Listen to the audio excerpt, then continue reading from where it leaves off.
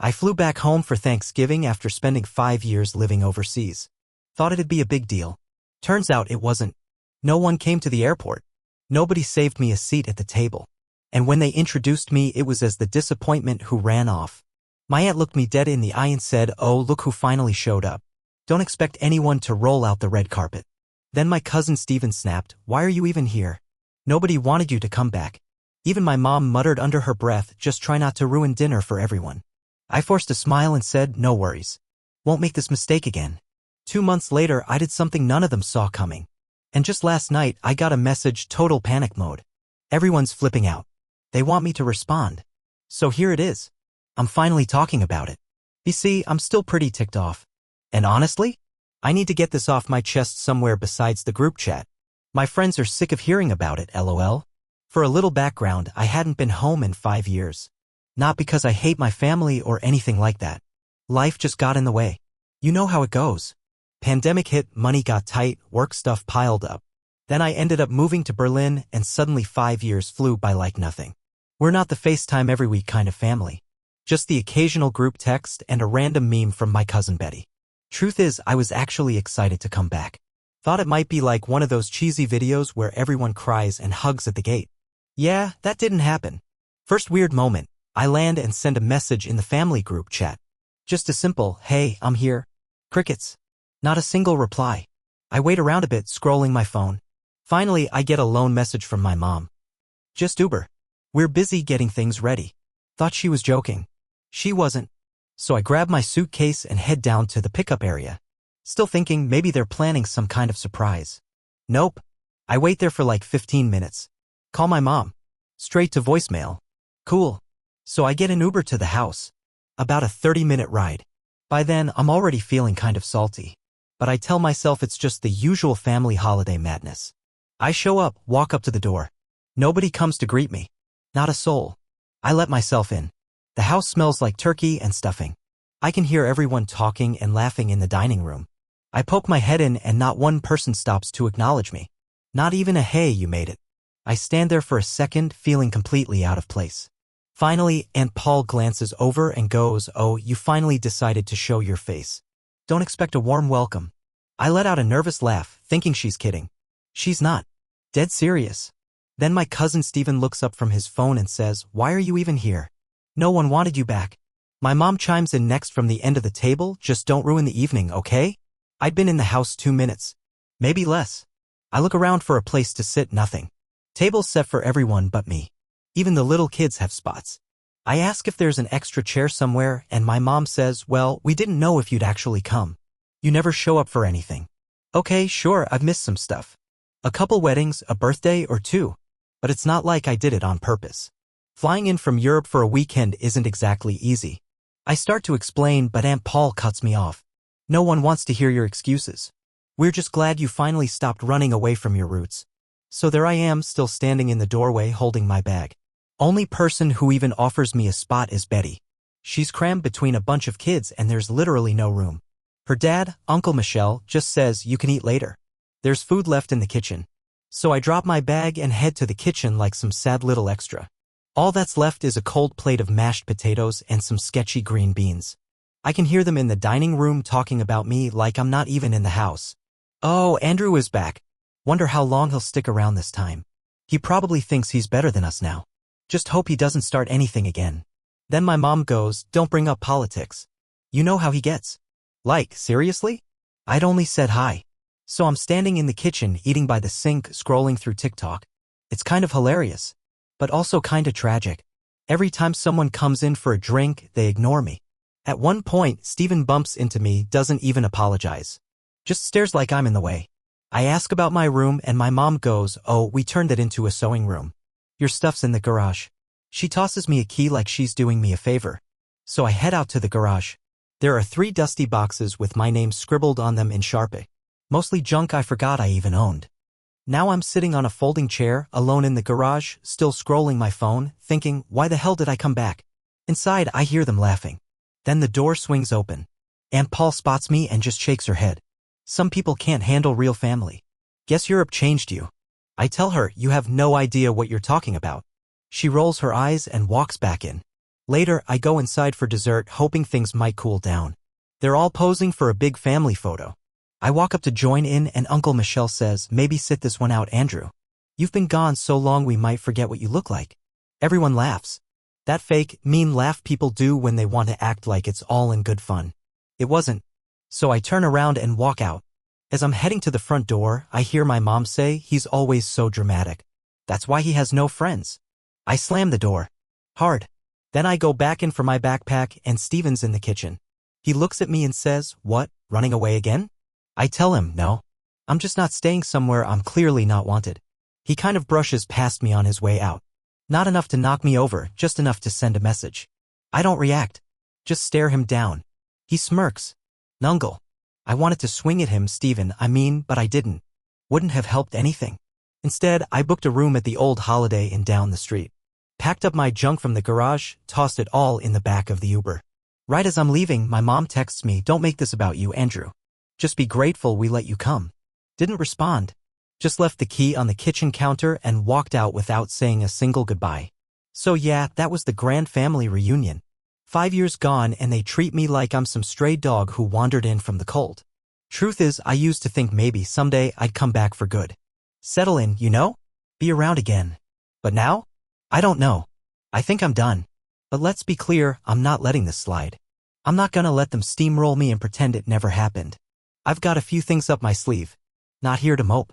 I'll post again if anyone's curious how this plays out. Edit, yeah, I get it, some families are just like this. Toxic in that, but we're family kind of way. But honestly, I didn't do anything to deserve it other than move away. They've always been bitter about that, especially my mom. She's always acted like I abandoned her for some big city lifestyle. Like going to Berlin was some kind of betrayal. They act like I owe them for leaving. Like the moment I come back, I'm supposed to fix everything, set up their phones, figure out their taxes, unclog whatever digital mess they've created. But this time, I'm not doing it. I'm out. I wouldn't call this revenge exactly, but it sure as hell isn't forgiveness either.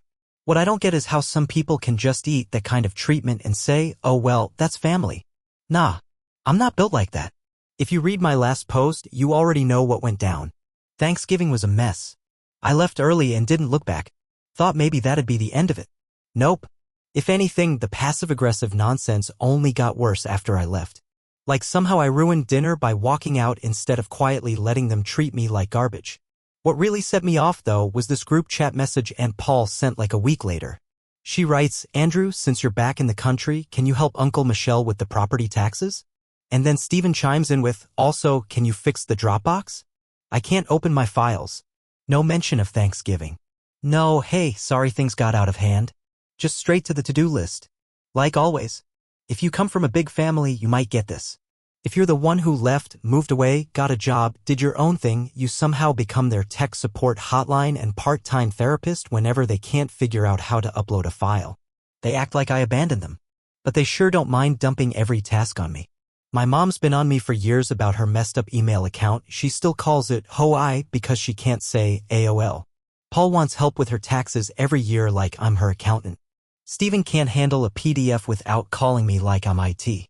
And get this, I fixed half their problems from Germany. For years. Then I finally show up in person and they treat me like a ghost who showed up uninvited. So yeah, I decided that's it. I'm not doing a single thing unless they treat me like an actual human being. This isn't me sulking in silence either. I made it crystal clear. I replied to the family group chat and said, "I'm not helping anyone until someone apologizes for how I was treated at Thanksgiving." No reply. Nada. They just ignored it. Like I was being dramatic again. 2 days go by and my mom finally sends a private text. "Andrew, this isn't about you. Family needs you to step up." I don't even answer. That's not an apology, that's a guilt trip in a new outfit. So I start thinking, alright, what's the real leverage here? It's not just tech help. I've been their fixer for years, quietly solving all their problems. Uploading, organizing, editing, reminding. Deadlines, tax docs, HOA drama, you name it. I've been the one keeping the machine running behind the scenes. This isn't about changing the Netflix password. I'm talking about real, boring, adult stuff that matters. The kind of stuff that falls apart without someone holding the rope. So I just stopped. No big announcement. Just silence. You'd be amazed how fast things start unraveling. First, Uncle Michel starts texting me. He's locked out of some online portal and needs help resetting it. I don't answer. He keeps trying for 2 days.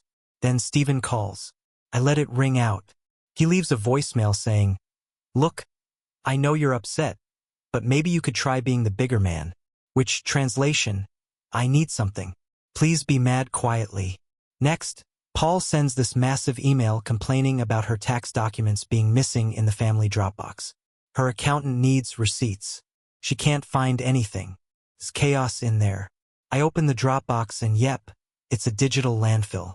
I was the only one keeping it halfway organized. Now, it's just digital spaghetti. So I forward her email to the whole family with one line. Maybe someone else can help this time. Then my mom texts me, "Can you please handle the HOA thing? They're threatening late fees." I don't know how to reply. I write back, "You told me not to ruin the evening for everyone, so I'm staying out of it." She leaves me on read. Only one who checks in is Betty, my cousin, the only halfway decent one. She DMs me on Instagram like, "What happened?" I tell her, "You were there. You saw how they all treated me. Now they want me to fix everything like nothing happened." She replies, "Yeah, it was bad. But you know how they get. They're just stressed." I write back, "I'm not their punching bag. I'm not their free tech guy." She sends a thumbs up emoji. That's it. A week goes by. The group chat turns into this chaotic mess. People complaining about how nothing works. Asking questions no one answers. Still no apology. Nobody even mentions Thanksgiving again. But the whole vibe? Totally different. The whole vibe's off. Like, I can feel the tension bleeding through the silence. My phone starts buzzing with calls from random numbers. I don't answer.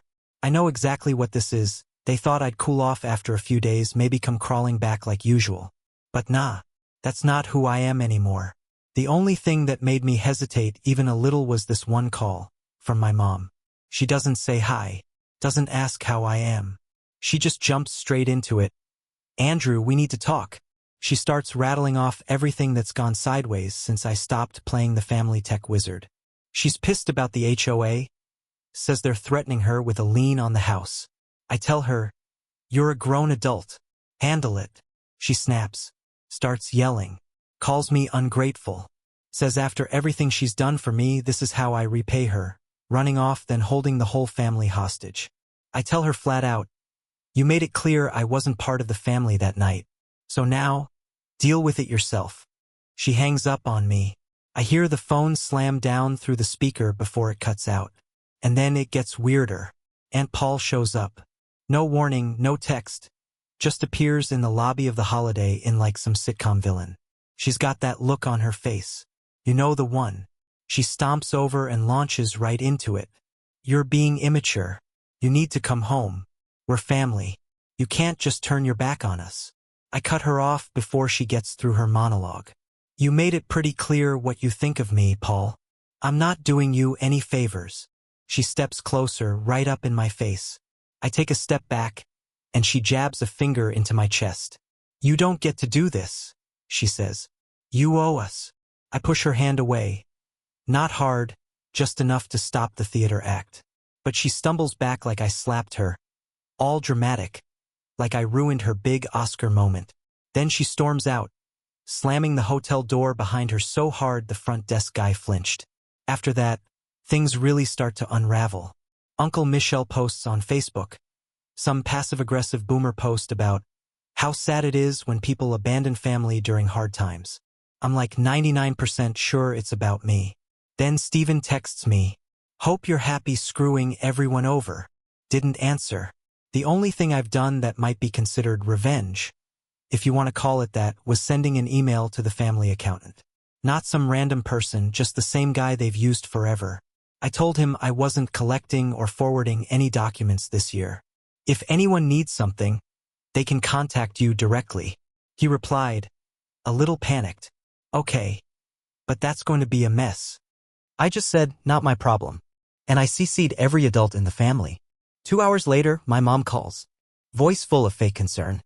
"You've put us in a terrible position, Andrew." I say, "Maybe next time you'll remember to save me a seat."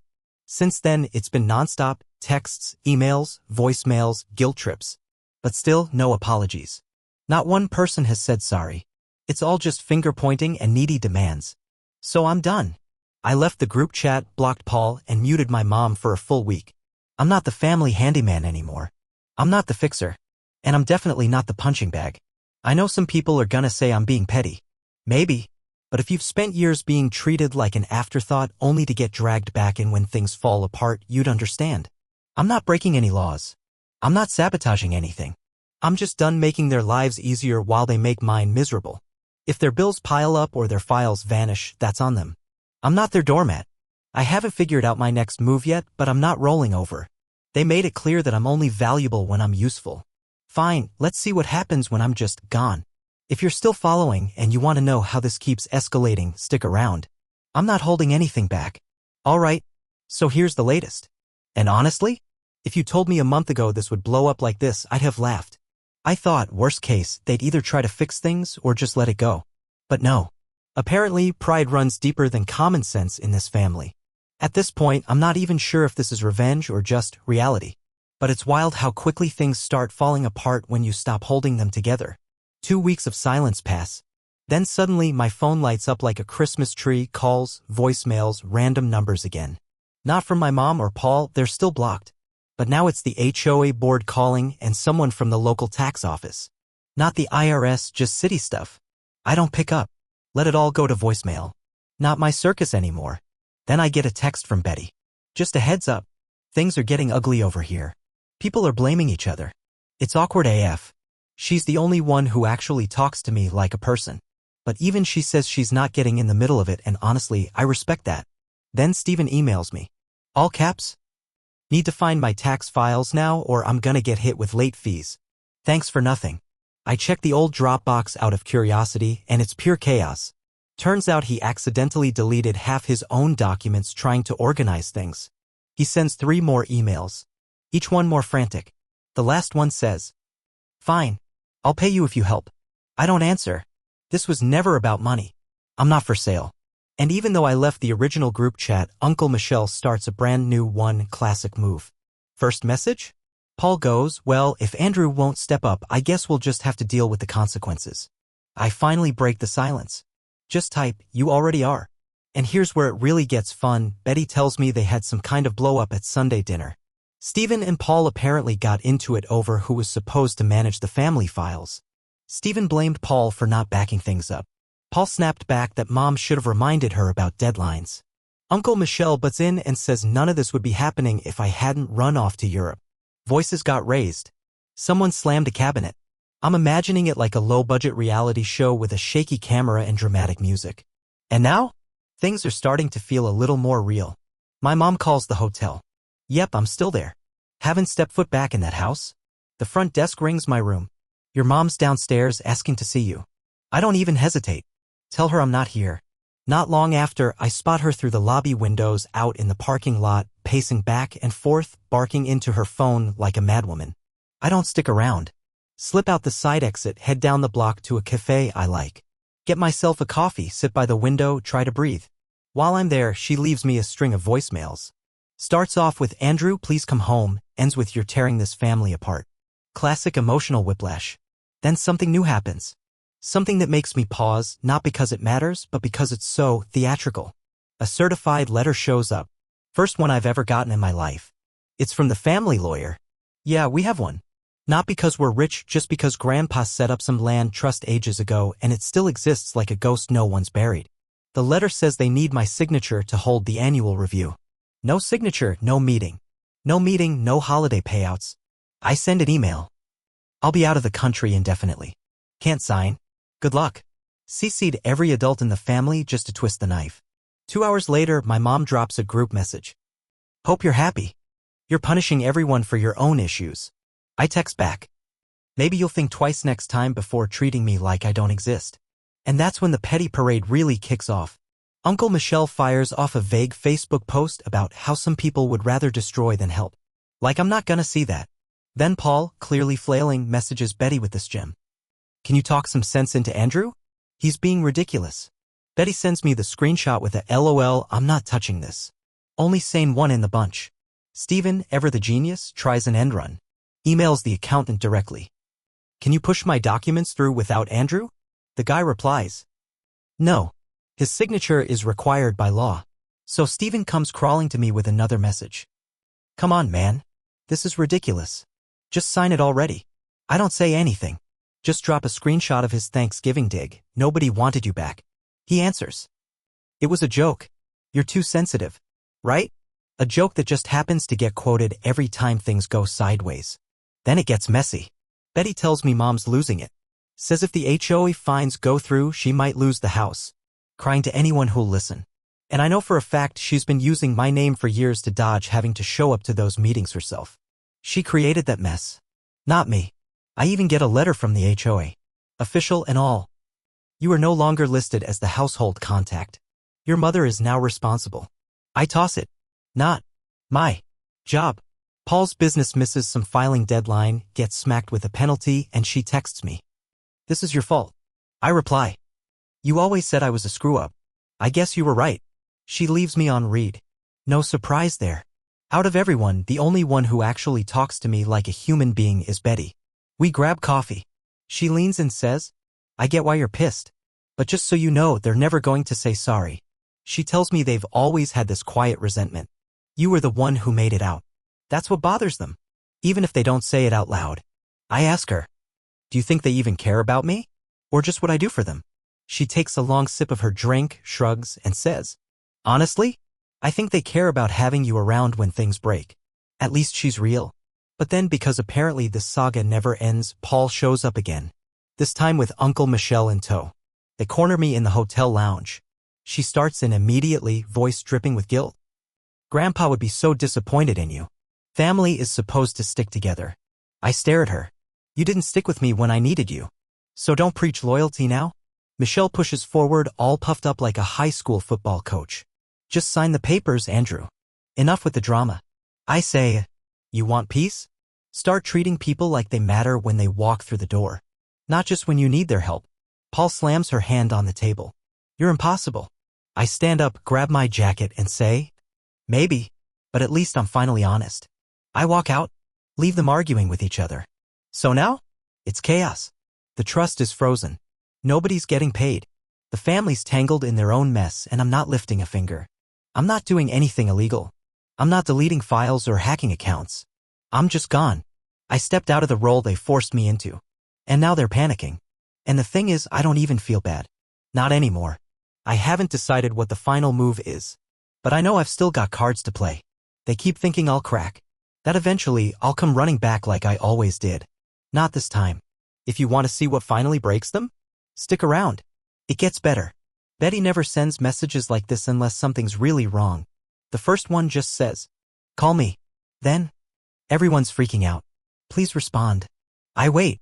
Not to be cruel, just to make sure she's not being dramatic. But when I check my phone again, I've got 10 missed calls from her. So I step outside and finally call her back. She sounds panicked. Like actually shaken, not the usual family drama rattled. Andrew, she says, breathless.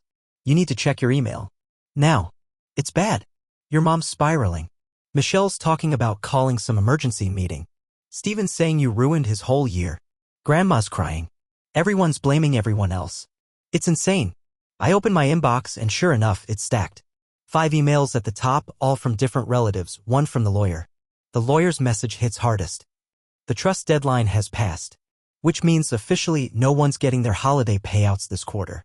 Everything's frozen until next review. So yeah, the money they all quietly counted on just vanished for now. I open the family group chat, the new one. Michelle made another one after I left the last. It's screenshots, finger-pointing, rage typing. Some are calling it my fault. Others say it's Paul's. My mom throws in, I don't know what to do anymore. It's a mess. But then it starts to go off the rails. Real drama. Paul missed another filing and her business is getting hit with a bigger fine. She's blaming Steven for not finding the right docs. Steven's blaming me for not organizing things. Michelle's throwing fuel on the fire, saying it all started because I'm being difficult. Then shockingly, my mom pipes up. Maybe if you all hadn't pushed Andrew away, we wouldn't be here. While I'm still on the phone with Betty, I hear shouting in the background, actual yelling like someone's throwing blame across the room. It sounds like a family cage match. I rub my eyes. I'm not even angry anymore. I'm just done. Completely drained. I ask Betty, what do they want from me now? She's quiet for a second. Then says they just want you to come back. Sign the papers. Fix it. I tell her, plain and simple, not happening. Not without an apology. She says I'm staying out of it. But you should know, things are getting ugly. Grandma's not doing great. Paul is talking about suing Stephen. Your mom's saying she might sell the house. We hang up. I sit there for a few minutes, just watching my phone light up. Messages are flying in again. Michelle sends. You win. Happy now? Paul sends. You're punishing the entire family because of your personal baggage. Hope you're proud. Stephen writes, predictable as ever. You're such a child. Just sign the damn papers and we'll never talk to you again. I don't respond to any of them. And then my mom finally sends one single message. Can we talk? No, hey. No, I'm sorry. Just those 3 words. I leave it on read. Because it's not about wanting to talk. It's about control. She's not sorry. She's just pissed she lost her grip. And I'm not crawling back just so she can pretend everything's fine and reset the clock. Not this time. So I sit down, write one last email to the lawyer. For the record, I will not be participating in any family events or trust-related business unless I receive a written apology from every individual who disrespected me at Thanksgiving. No exceptions. Until then, please direct all communications through legal channels. I CC the whole family. Everyone. No hiding. A few minutes later, Betty replies to the thread with one word. Wow. Nobody else responds. The group chat goes dead. Feels like the whole house of cards just collapsed. Maybe they're scrambling now, maybe they're blaming each other behind closed doors. I honestly don't care. I went out that night. Had a decent time for the first time in forever. No guilt, no weight on my shoulders. Just peace. And yeah, I know some folks are going to say I went too far. That I should have just signed and moved on. But those people haven't spent years being the designated scapegoat and the unpaid handyman. I didn't ask for this role. I just stopped playing it. I didn't burn the bridge, I just stopped rebuilding it every time they torched it. So here's where we land. I'm not going back. I'm not fixing anything. I'm not bailing anyone out. If they want to reach out, they can start with an apology. A real one. But I'm not holding my breath. At least now I know I'm not making this mistake again. And if you're reading this and your family only calls when they need something, if they make you feel like crap, then expect you to save the day, let them drown. You don't owe them your sanity. You don't owe them your time. And you sure as hell don't owe them your peace.